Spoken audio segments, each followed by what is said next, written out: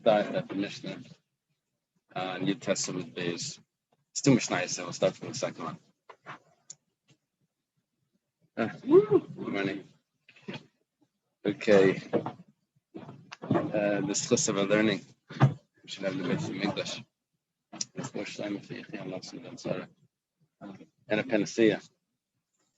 Okay, the Mishnah says like this: Machzelas kanem gedayla. A mat that's made from reeds. Now, the specific term here that it's made from reeds is because reeds are hard and very uncomfortable to sit on or to sleep on. It's also large, and normally this wouldn't be used as a bed. So the thing when it comes to mats is that, what page? 19. Yud Testament page. The thing when it comes to mats is that if it's a keli, then it's a problem to use for schach. You can't use keli for schach. What's a keli? Well, it's just sticks. But if it has usage, like a tabletop or a chair, which is also just sticks or wood, but it becomes a keli. So if it's a bed or a mat or a chair cover or something, so then you can't use it for schach. So here, if it's gedola, it's not really something that you would use because of its size. It's not really something you would use because of its material. So it's probably just for roofing, just for, not for roofing, but for shade, which is made for schach. Made for schach is not a keli. That's exactly what schach is. Asal l'shchiva, if you specifically made it for sleeping on, in other words, the one that wove this mat together had that intention, then okay, you got it. Then it's no good. L'sichach, we're going to learn later if it means he specifically made it for sichach, or if even naturally it's considered l'sichach. But right now it looks like it's saying if he specifically made it for sichach, then then that's going to be good because then it's just plain shade. Rabbi Eliezer, this is Rabbi Eliezer ben Horkenes. He argues with the Chachamim. Question is, what is he arguing about? We're going to see. He's almost saying exactly the same thing. He says, Achas ketana v'achas gedayla. Whether it's small, whether it's big, asal l'shchiva, if it's made for sleeping on, it's made like a mattress. Mattress. Never realized that the word mat is a mattress. Is that because old mattresses were mats? Or is there a different root source? Yeah. Okay. It matters. Mattress matters. Asal l'shchiva, if it's made for sleeping, mekabelas tuma, vein misachimba, then it's no good. It's mekabel tuma. L'sichach, if it's made for shade, misachimba vein mekabelas tuma, then it's no problem. That's going to be kosher. Well, it seems like he said exactly the same thing as the Tanakama, except for the fact that he said whether it's big or small. Actually, his words were whether it's small or big. Whether it's small or big. But it seems like he said the same thing. If you made it for sleeping, then it's no good. And if you made it for schach, then it is good. Yeah. When we were learning this, with Tuvia and they were asking, you buy it in the store, and the manufacturer doesn't really care what you use it for. He just wants to make a sale, so he makes the mats. So does it go after the purchaser? Because maybe it would switch from manufacturer. Here we're saying that the one that makes it determines what its usage is going to be. Is it a keli? But today, we don't actually make things. We just buy things made in China. So is the person that buys it, is that going to be the one that's, right? Well, let's switch like that. If you buy two things, yeah. A religious item. Yeah. Okay. The Gemara now says, the Mishnah itself actually has a little bit of a problem. If you read the Mishnah carefully, it's what's called diyukim seisrim, contradictory diyukim. In other words, what the Mishnah says is perfectly fine, but the implications of the Mishnah contradict each other. The words are fine, but when you look at the words and you see what it's not saying, there's a contradiction there. It goes like this. Amrit, first you say, that if you made it for sleeping, then it's makabel tum, it's susceptible to impurity, and you can't use it for schach. Taima, why is it no good? Because you made it for sleeping. You made it to mattress. Stama, but if you made it without any intention at all, you just made it. Let's make a mat. We have some extra reeds. What are we going to do with it? Well, let's make a mat. And then what are you going to do with the mat? We'll see later. Whatever. So that sounds like when is it no good? Only if you made it for sleeping. But if you had no intention at all, then it sounds like it's kosher. Then it's going to be good. Okay, let's read further in the Mishnah. But then the Mishnah teaches, if you made it specifically for roof, for the shade of schach, then mesachama, then it's good. And it's not susceptible to impurity. Taima, why was it good? Because you made it for schach. But if you didn't have any intention, then l'shchiva. Sounds like it's going to be no good. You made it it's considered naturally made for sleeping. So it's a contradiction in the diyuk. You follow? You're going to teach the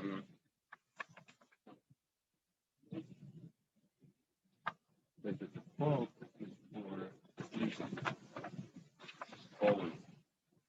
yeah, the question is, what's the default? Yeah. Let me give you an example of what this is. In the first Mishnah, we said that if it's majority, if it's more sun than shade, then it's pasal. Later on, there's going to be a Mishnah that's going to say if there's more shade than sun, then it's going to be kosher. The Gemara does not like those two statements, which is a huge problem there. In the first Mishnah, if it's half and half, it's kosher. Why was it no good? Because the majority was sun. Half and half sounds like it's good. Okay, the second statement says if it's majority shade, then it's kosher. What's half and half? Not kosher. So you can't say both statements. So here we have the same thing. If you make it for sleeping, then it's not kosher. But plain should be kosher. If you make it for schach, it is kosher. But plain is not kosher. So when it comes to stama, we have a contradiction. It's called the diyukim saisrim. The implication is contradictory. Not the words. The words of the Mishnah are fine, but what the Mishnah implies is a contradiction. Yeah.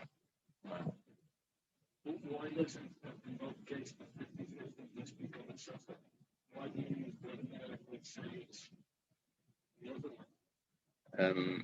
you'll learn the answer while I'm like homework. No, it's going to be on Thursday's Daf. But you'll see it's a very interesting piece because you see that there's a contradiction there. You can't say both statements.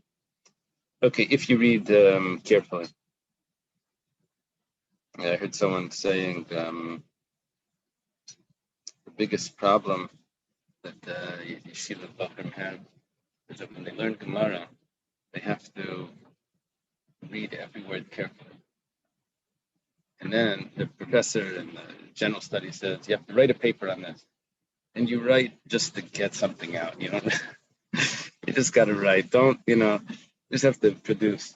And it's exactly the opposite of the way you read. So it's like, it takes your mind away from reading, like every single word matters. And then you have to write something or read something that most of it doesn't matter. So, okay. So the Gemara answers, Halekash, it's not a problem. Kan b'gedayla, kan b'ktana. You know what? Those two statements are talking about different types of mats. If you take a look at the Mishnah, it starts off with Machzelas kanim gedayla.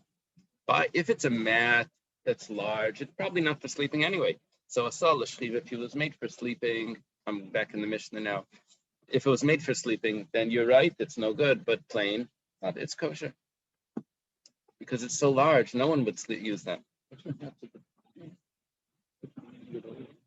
But then the Mishnah goes on and it says L'sichach. The Mishnah is probably missing a word or two. But it's referring to as a small mat because it first started off with a large mat. Then it didn't mention in the next case. Gemara says all of that is good. I'm going to read the parentheses, even though usually parentheses they tell you not to read, to skip. They tell you to skip parentheses. Read brackets and skip parentheses. That's the yeshiva general rule.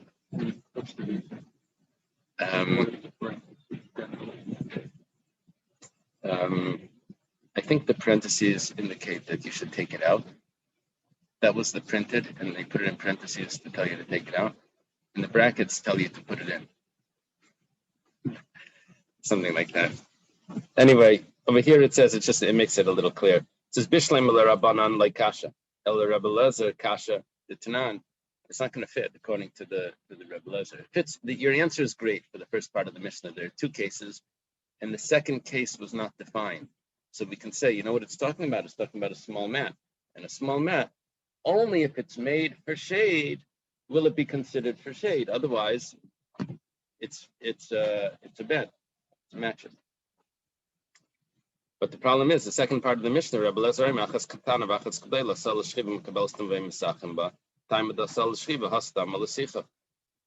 there's a problem because Rebbe Lezer, you can't divide Rabbi Eliezer up into two cases because he says whether it's small or big, if it's made for sleeping, it's no good. Taima dasal l'shchiva, that's only because it was made for sleeping. Hastama, but if it's made plain, then l'sichach, then it's good, it's for schach. Ema seifa, let's read further in Rebbe Lezer. Asal l'sichach, if it's made for schach, then it's good. Ve'ena mekabel stama. Taima dasal l'sichach, why is it good? Because it was made for schach. Hastama, but plain, is l'shchiva, then it's no good. So in other words, the way we would answer the Tanakama and divide up the two cases, that one is, the first case is a large mat, but the default of the large mat is good for schach. Then the second case was a small mat. The default of the small mat is that it's a mattress. It's not good for schach. That was a great answer. But then we come to Rebbe Lezer, and Rebbe Lezer says, whether it's big or small, listen to the following. If it's made for sleeping, then it's no good. If it's made for schach, then it is good. If you have the diukum seisrim, you have the contradiction right there. It's made for sleeping, but if it would be plain, then it would be good. If it's made for schach, it's good, but if it would be plain, it would be no good. So you have the contradiction in the stomach, and you can't answer that one is large and one is small, because he puts the whole thing together. Ella Rava. Rava gives us a teretz. Ella is a rejection of the Gemara before. Don't forget it entirely because we're going to come back to it. But Rava rejects it. Rava says,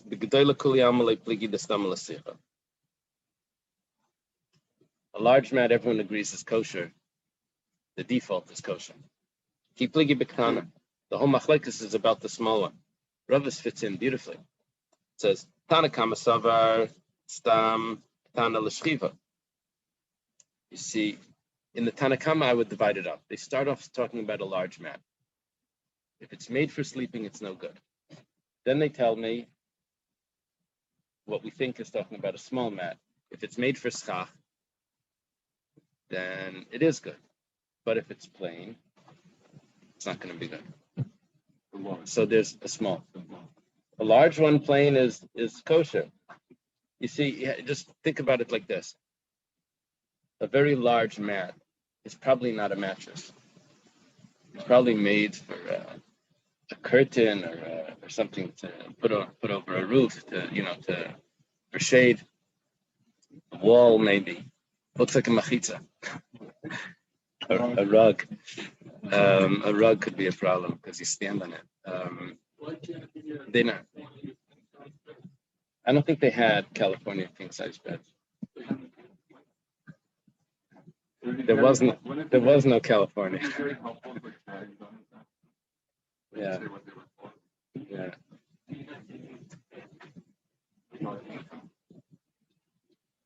Yeah. That's why when it comes to schachmat, some would hold that you need to get it.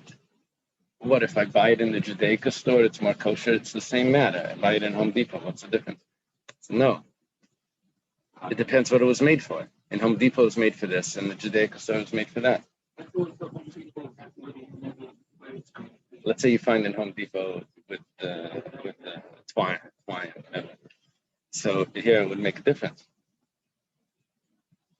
So this is what's happening. Ki pligi, the whole machlekes is by the small mat. Tanakama savar stam tana l'shchiva. Small mat is made for sleeping, unless you said specifically that it's made for schach. Rabbi Lezer savar stam tana nam l'sicha. Did you notice Rabbi Lezer said achas ketana v'achas gedayla? It doesn't matter if it's big or small. Both of them have the same rule. So the problem is, how would I read the second clause of Rabbi Lezer? The way I would read it would be like this. If you made it for sleeping, then it's not good. But plain, now here comes the second clause, that would be considered like I made it for schach and it is good. See, you add in, but plain is like schach. So really what it says is, but made for schach is good. What Rabbi Lezer is doing is, but he's adding in the words, but if it's not for sleeping, but plain, without any defined purpose, then it's considered for schach.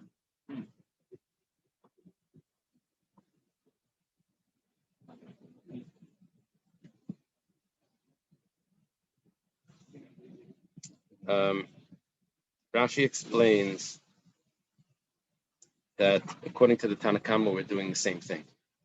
The only thing is, the Tanakama is only talking about a large mat. And when it comes to the large mat, I say like this.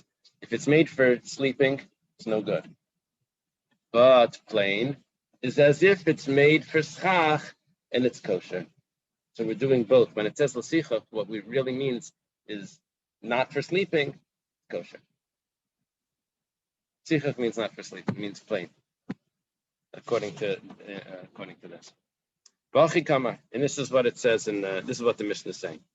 A large mat, if it's made for sleeping, then it's susceptible to impurity and can't use it for schach. Why not? Because you made it for sleeping. It's makabel tama now. But if it was plain, but plain would be as if you made it for schach, and it's going to be good. Now here's a parenthesis that we can take out. And Rabbi Lezer comes along to say, both of them, whether it's big or small, if it's not made for sleeping, just stam, then it's considered l'sichach and it's kosher. What comes out is that when it comes to a large mat, whether it's made for sleeping, a large mat or a small mat made for sleeping is for sure no good. Any mat that's made for sleeping is for sure no good. Any mat that's made for sicha or schach is for sure yeska. What about a plain large mat? Everyone agrees, the Tanakama and Rebbe Lezer will agree that a plain large mat is made for schach. It's too large for a mattress. It's kosher. Plain small mat, Tanakama holds is not good. Small mat is, and Rabbi Eliezer would say is good. Tanakama say that a small mat is not good unless it's made specifically for schach, because a small mat by default could be used. Could be the intention was as a mattress. And that's the logic of the Tanakama. What's Rebbe Lezer saying? It's like, what do they argue? What's like this is the root of the machlekes? It's saying what do people use small mats for? He used it for this, he used it for that. That's what it sounds like. Yeah, Rebbe Lezer had a waterbed.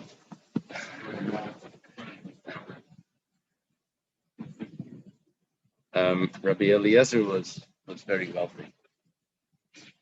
Maybe that would change, right? So he says that a small mat, unless it's made specifically for sleeping, according to this, it's considered for schach.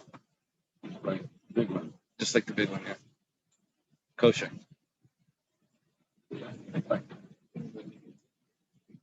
He didn't use mats for sleeping. Also, you have to realize this is kanim. This is reeds. It's not soft. Yeah, it's not soft. It's true. It's sawgrass. Okay. The reason for my question earlier about defining these terms, because the other thing we define so Sukka katana. Right. It little bothers me not to carry over that same term, the same subject, it's solve this whole problem. It's okay. And the size. If it tells me the size. Yeah. Yeah. I'd have to look in the Rishonim. What size is considered small?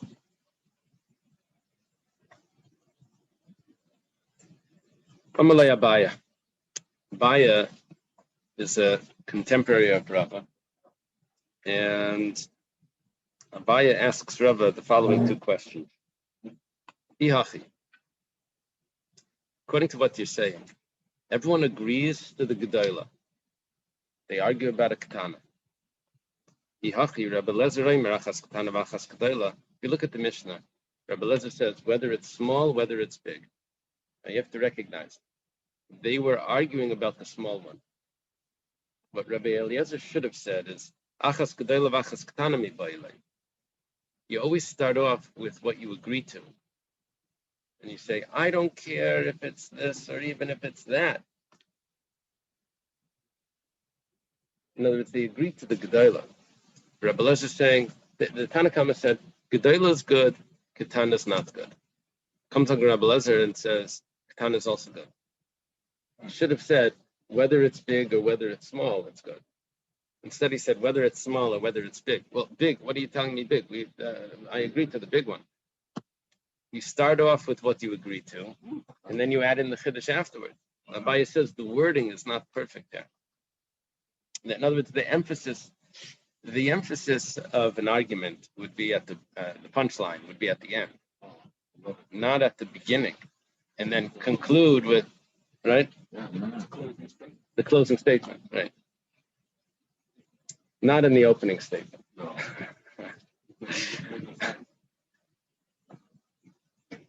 Can you say a joke in the opening statement? Yeah, sure. Okay. Another problem. Another problem Abaye mentions is keep ligi b'gedolah de pligi. I actually have a brisa. The brisa says that the argument is not the way you put it, Rava. The argument is about a large one. And Rabbi Lezer l'chumra. And Rabbi Lezer is actually stricter than the Tanakam. According to Rava, Rabbi Lezer, they were arguing about the small mat, and Rabbi Lezer is lenient. Now, Abaye is saying they're arguing about the big mat, and Rabbi Lezer is strict. The Tanya goes like this. It was a brisa. Machtelas hakanim, b'gedolah mesachim ba. A mat made of reeds, a large one, could be used. Rabbi Lezer Eimer, emeinu mekabelas tumah mesachim ba. Rabbi Lezer says, only if it's not makabel tumah can you use it. Now, the Tanakama said any large mat could be used, unless it's made specifically for sleeping. They didn't say that. But a plain large mat, Tanakama says you can use. Comes along Rabbi Lezer and says, no. You have to say clearly that it's not makabel tumah. You have to say clearly that it's for shade that you'd be allowed to use it. And the stama, the default, according to Rabbi Lezer, by a large mat is not good. Exactly the opposite of the way Rava was learning. Rava was learning that everyone agrees to the large mat. Abaya says no, the argument was about the large mat. And Rabbi Lezer is actually the stricter opinion. Ella Amar Rav Papa. Rav Papa is a generation lower than after Abaya and Rava. He's a student actually of Abaya and Rava. He says a new pshat. It's not so new because we sort of had it before. He says, "Biktana kuli amalek ligi destam l'shliva." The small mat, everyone agrees that it's probably a mattress, unless you made it specifically for staff. Keep ligi b'gedolah. But what are they arguing about? The large mat. Tanakama savar stam gedolah l'sicha. Tanakama says a regular large mat is kosher. Rabbi Elazar says that a large mat is also kosher. Stam Gedela is also l'shchiva, is also not kosher. So in other words, what Rav Papa is gaining is that when I said achas ketana v'achas gedela, the Tanakama said a small mat may be kosher.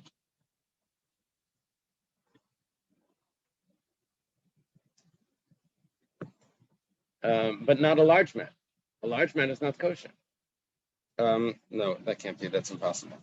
Tanakama says that a small mat is not kosher, but a large mat possibly is kosher. A default large mat is kosher. And comes along Rabbi Elazar and says, no, it's not.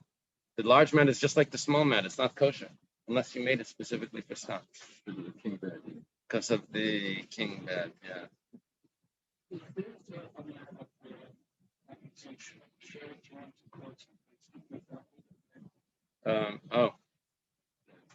So that would depend on what the mat was made for. Was it made for schach? No. You see, the mat that's made for schach never is makabel tuma. Yeah. Even if a mace touches it, I think it's pure. Like a mace touching a house. It's not a vessel. Only the workman. Yeah, the workman can make it impure if his intention is for this, is for a keli, and then it touches him, then it will become tummy.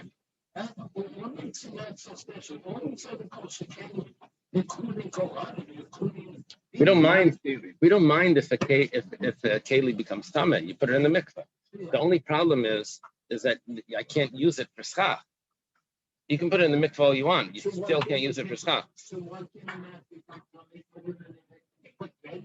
Yeah. The problem is that my issue with schach is not that it's tamei. I can't use anything that's susceptible to tamei for schach.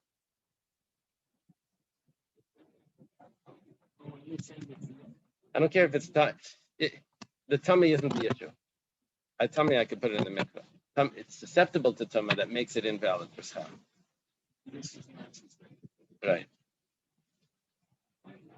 Okay, the Gemara asks, but 1 second. According to this, why did Rabbi Elazar say asal shchiva? It doesn't need to be made for sleeping to be makabel tumah. Rabbi Elazar was strict. He said it's always considered made for sleeping. He says hachi kamar stam asiyasa nami l'shchiva adav l'sicha. What he meant to say made for sleeping, he meant to say that anything that's not specific is considered made for sleeping. He said made for sleeping, but what he meant to say was it's always made for sleeping. It's always like that. That's what he meant. Okay, Taner Rabbanan. For Bryce, we mentioned another type of mat now. Shal shaifa v'shel gemi. If it's made out of other types of reeds, these are softer reeds. Papyrus or something. Amingavix. They'll probably have some, what do they call it here? Papyrus and bulrushes. Okay. Yeah, there's even pictures. Oh, really? Oh, is that it?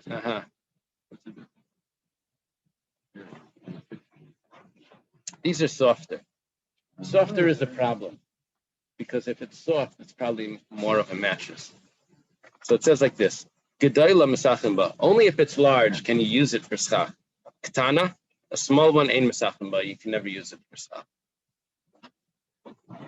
Okay. Because it sounds like a mattress. What about shalkanim and shalchilas? Back to the reeds. Chilas is some other type of hard reed. Let's see.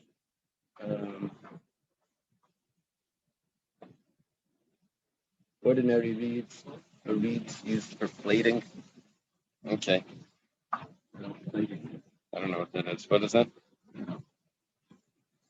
I have sending me to a note.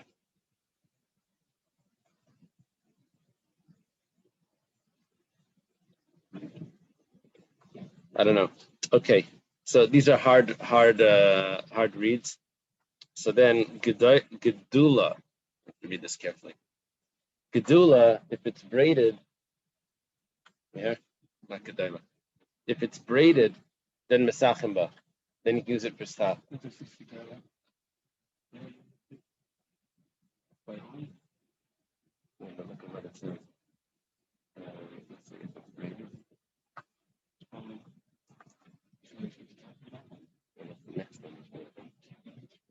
Oh, gedula, plating is braided, probably. Yeah. So the problem with the braided what's good about a braided mat is that you can't really lay on it because you look at a challah, the center of it has a bulge because when you braid, it's not when you weave everything is flat. When you braid, it gets larger in the center, because that's where everything goes over. So this is really not a mat for sleeping. So if it's a shelkanim, if it's in chilas, if it's braided, then mesachimba. You can use it for schach even if it's a small mat. Aruga, but if it's woven, then a mesachimba you can't use it because then it's flat. That could be comfortable. Rabbi Shmuel bar Rabbi Yossi Rabbi Shmuel bar Rabbi Yossi says the name of his father. This is like a trick question. Who's Rabbi Shmuel bar Rabbi Yossi's father? Rabbi Yossi. He says the name of his father. Achazu v'achazu mesachimba. You can use whether it's braided or whether it's woven. He holds that a mat made of reeds is acceptable. It's too hard to sleep on. Rab Daisa would also go like Rabbi Yossi. And Rabbi Shmuel in the name of his Rabbi Yossi. Rab Daisa would agree to that it's kosher, it's made from reeds. Okay, Tanan Hasam, if it's even if it's small. Tanan Hasam was taught in the Mishnah. Okay,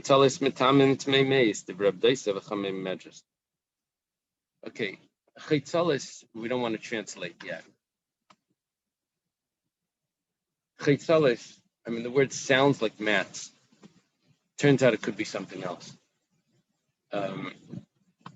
We have a machlekes here. If these chaytalis are considered a keli, which everyone agrees to, the machlekes is not only is it a keli, but maybe it's also a cushion to sit on it, to stand on it, to sleep on.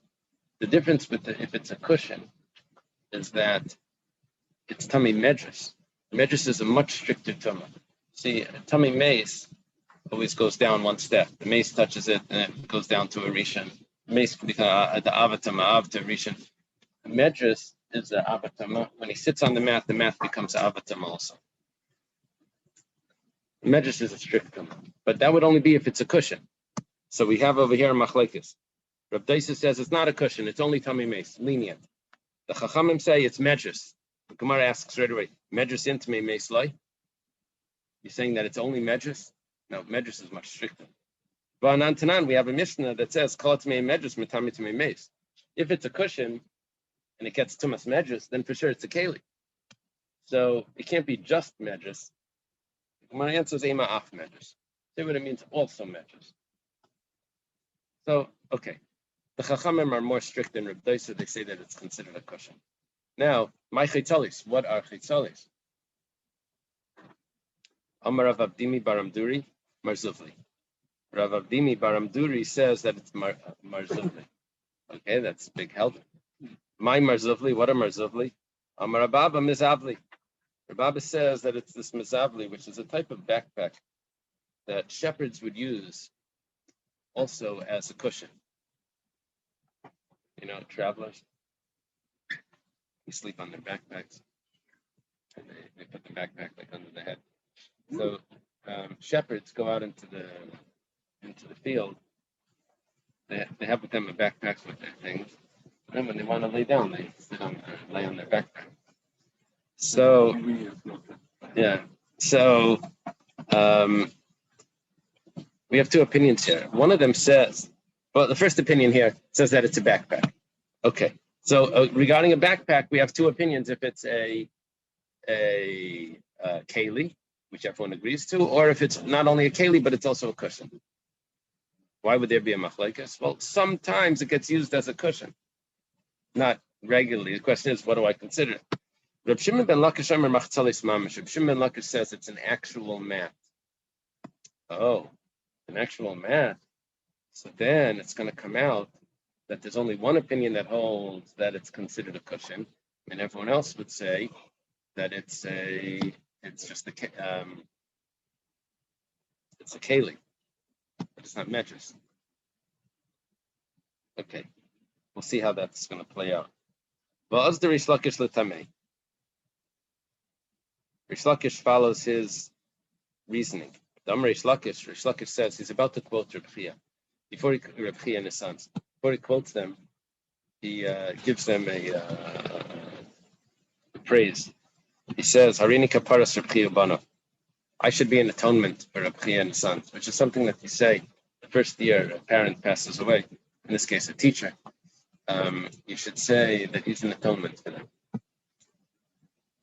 Afterwards you say a blessed memory. The first year you say, Harini kaparas mishkava, I should be an atonement. So Rish Lakish is saying this about Reb Chia and his sons. Yeah, Rish Lakish is quoting Reb Chia, but before he quotes them, he says this praise that he should be. Now, the Gemara says that they found out what would bring Mashiach if Reb Chia and his sons would daven. Yeah, it's a Gemara in Bava Metzia. And then there was like a big, they got them to daven for them and all of them. And there was, the Mashiach was about to come. And then like this big turmoil came, and it was like a commotion, and it disturbed them. And, they weren't able to finish. Okay. Rish Lakish says why he's saying such a praise. He says originally, the Torah was being forgotten from the Jewish people, and Ezra came up from Babel V'yasta, and he had reestablished the Torah. Chazra v'nishtachcha, it was again being forgotten. They forgot a certain halacha about how to bring a korban Pesach. If it's Erev Pesach, it's on Shabbos. So Allah Hillel Abavli V'yasta, Hillel came back and he taught them how to do it. You put the knife in the ear of the animal and you let it smoke.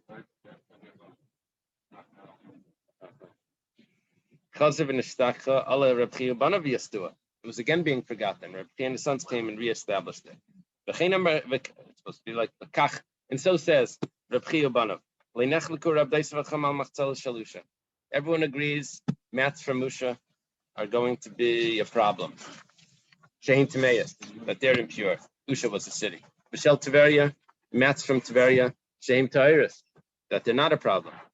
Alman Nechlaku, so what's the machlekes? You see, the mats from Tiveria were very hard. So you didn't sleep on them, so they're acceptable for schach. Usha was soft. You see, you even hear it in the sound. Usha, it's like you're putting the baby to sleep. So, marshmallow, right? Ma Nechlaku, what are they arguing about? Al-Sham Makaimis, mats from other places. Mar Sava, Reb Doisa holds, given the Leka, the Lesav Alayo, Ketveria Dami. No one really sits on it. So it's like from Tveria. Mar Sava, the Chamse, given the Mikra Yosef Alayo, Kedu Usha Damian. It's possible that people could sit on it. So therefore, it's like Usha and it's not acceptable for Schach. Omar Mar, the master taught, Kolach Yitzelis Metamin Tamei Meis, the Reb Doisa. Reb Doisa says that it's Metamin, it's Tamei Meis, these mats. Now, Bahatanya, but we had a brisa that says, remember, Rabbi Shmuel, Rabbi Yossi says, my father said that reed mats are acceptable. The brisa concluded, and Rabbi Yossi agrees to that. Now here we're saying that mats, everyone agrees, are Tamei Meis. Question is, are they also medrash? The Gemara says, like kasha, this like gedanfa, the less like gedanfa. The mats that are Tamei Meis is because they have a lip around it. And they could actually hold things. But if there's no lip on it, then that would be acceptable for shade. for schach. Meisvei, the Gemara has a question. This is a type of weave. Well, this is a type of reeds that the weave would have to been like a lot of open holes. Bishel Sphira, also from another type of, also large holes. That's mitamit meis. Divrei Reb Deisa. Reb Deisa says that these are considered a vessel, but they're not medras. Chamaim af medras. Some say these could also be considered as a cushion. They're medras. Bishlem elamanda marzuvli. If we say that what were chaitalis? Chaitalis were backpacks. Shel sham v'shel gemi, chazel lekinta the peri. So then we have the machlekes over here as well. Chaitalis. These are these mats. These are backpacks. Let's say. What are they being used for? They have large holes. Well, maybe they're holding large fruits. Mangoes. Shel sak v'shel sfira, chazel legulki v'tzani. Jackfruits. If it's made from sak and sfira, then that's the holes are smaller. That could be used as a sack or a basket, which could be holding like lentils. But if the actual mats, maybe the small knit could be used for curtains or maybe as a sifter. But what would a large mat be used for as a keli? It's not a large mat, it's large holes in the mat. What type of keli could that be? So it's well, chazal and ziyasa. It's used, when you make beer, I don't know. You're supposed to cover the barrel. You let the air go out, and you don't want things to come in. So there's holes in over the barrel. So you could use this type of weave to cover that barrel. Ikadamri, yeah. Now that they use a water lock, they to let out the air, not to let out the carbon dioxide, not to let in air. So it just bubbles out. Okay, ikadamri, there are those that say, if we say that it's actual mats, we're just going to ask, what are you using these materials for? If it's actual mats, I know what you can use this large weave for. You can cover a beer barrel. If it's the thin weave, then you can use as a curtain or maybe as a sifter, to let the small things fall through. But if it's a backpack, we can understand what you can do with the thin weave, the close knit, that you can use to hold lentils as a basket or a sack. What do you do with the large knit, where the large holes in it? So it's chazal into the peri. You can hold larger fruits in there. Tanya was taught in a brisa. Rab Chananya. Rab Chananya said, "Kishiradati legoila." When I went down to the exile, they went once to make a leap year. I found an old sage, which I think we learned. Daniel told us was Eliyahu Navi. It's a taste for somewhere. He said to me, "Mesachim bebudia. You can use mats for schach." When I came to my uncle, my father's brother Yeshua, so Rabbi Yeshua, this is Hananya ben Achi Rabbi Yeshua, I think it's quoted sometimes. So Haidal Dvarav, he agreed to what this old man said, which is probably Eliyahu Navi. Amar of Chizda vud lesle gedanfa. It's only acceptable if it doesn't have a rim. Amar Ula says, Hani bedisa de bnei mechuza el mali kirshla misachim bu. In mechuza, they have this type of mat, which really could be used for schach. The only problem is that there's a rim on it. And the rim around the mat makes it that it can hold things, which makes it into a keli. We have also brisa that says that you can use a mat for schach, but if it has a rim around the edge, a lip around the edge, then that's a problem. Okay. Sukka Daf. Thanks for the first credit. Okay.